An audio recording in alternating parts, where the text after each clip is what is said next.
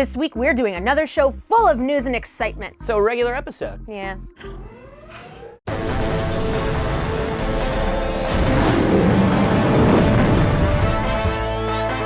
This week on the Star Wars Show, Andy sits down with NASCAR driver Ryan Blaney.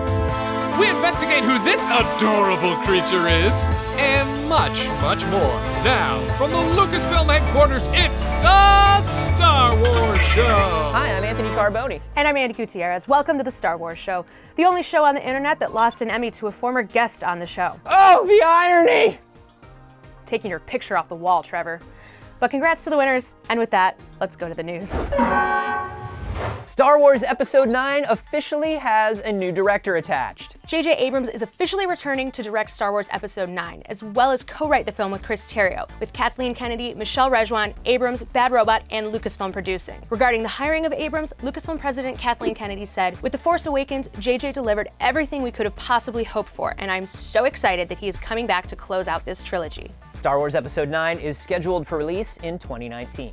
Canto Bight, a new novella that's part of the Journey to Star Wars The Last Jedi series of books, has just been announced. The book has 4 different short stories that dive into the glamorous and mysterious lives of the inhabitants of the Casino City, including tales from Mira Grant, Ray Carson, Saladin Ahmed, and John Jackson Miller. The alien-filled book will hit store shelves later this fall. And for more information about Canto Bight, including statements from the authors about their short stories, check out StarWars.com.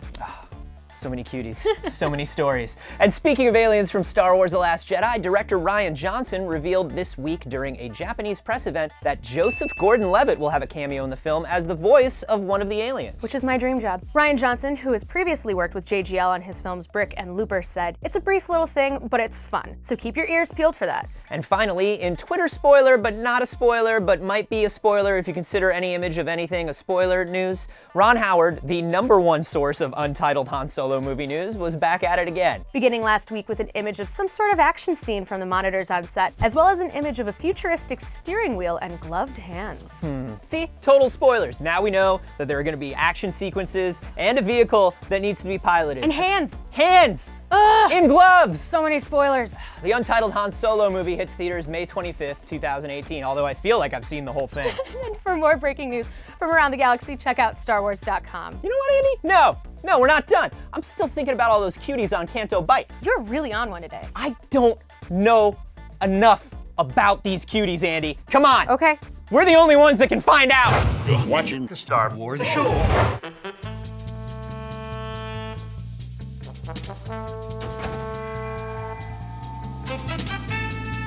Hello, Matt. Anthony, I told you, I don't know if 100 porg-sized Bendus could beat up a Bendu-sized porg. Oh, you absolutely do. But we're gonna put a pin in that for right now. Who is this little sweetie? You know not everybody in Star Wars has a name and novel-length backstory, right? Oh, come on. Look at this little cutie. Probably has a rich tapestry of a backstory. I bet it lives on that table. Probably sleeps under a little cutie little cocktail napkin. And when it wakes up in the morning, it drinks a little dewdrop out of a little space thimble. What's the difference between a regular thimble and a space thimble? Stop deflecting, Matt.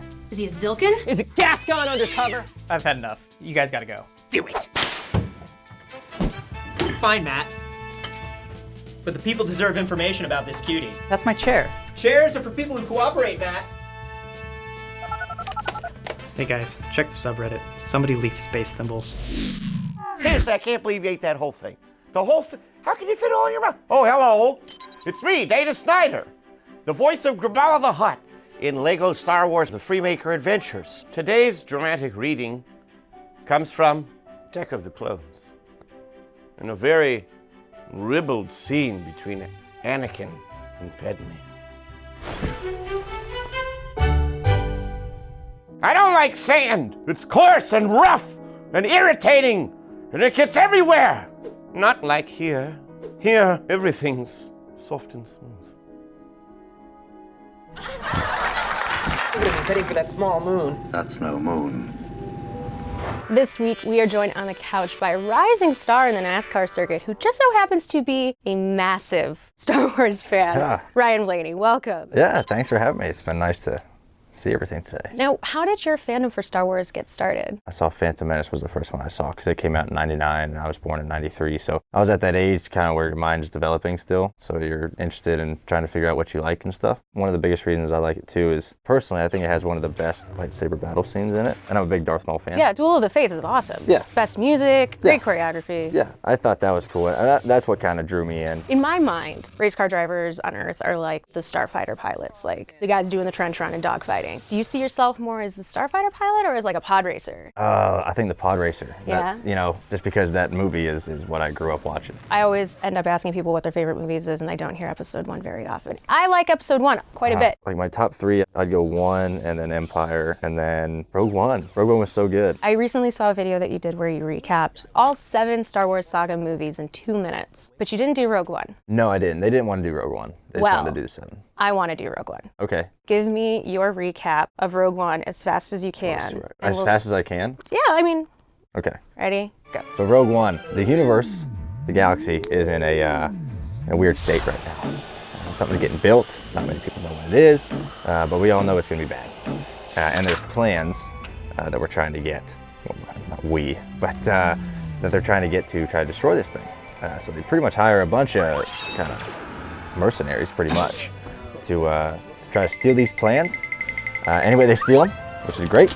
And then it's all about trying to get them to Leia, and a lot of people die. Sorry, spoiler alert. A lot of folks die. Anyways, I'm gonna get to my favorite scene. Vader comes and just destroys dudes, chops them in half, force chokes them. I think that was a decent gist of it, Yeah, that was but the Cliff Notes version. yeah, it wasn't. You hit the major points. Yeah, I mean, there's plans and they're trying to get it to. Sure, yeah. You know, I have a podcast, right? And No, it's I called. do now. It's called Glass Case of Emotion. Okay. It's based off of one of my favorite movies, Anchorman.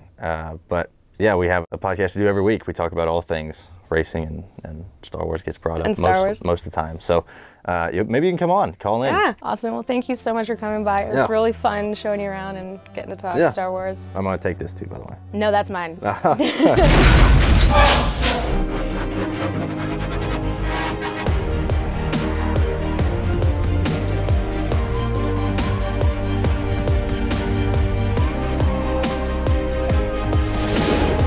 I'm right.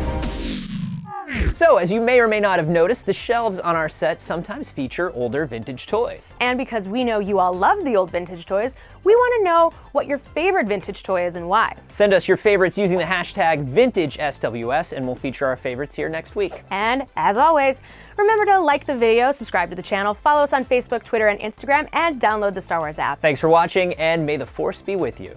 So 20 years is vintage, right? 20 years is vintage. So all of my Jar Jars are vintage. Ooh, those are some sweet vintage Jar Jars. I got a beautiful vintage Ben Quadraneros. I got a fine vintage Jar Jar toy at home. He aged well. That's spooky I know, though. we're so old. If I see Conan O'Brien or Jimmy Fallon skulking around No, but I here. hang out with them.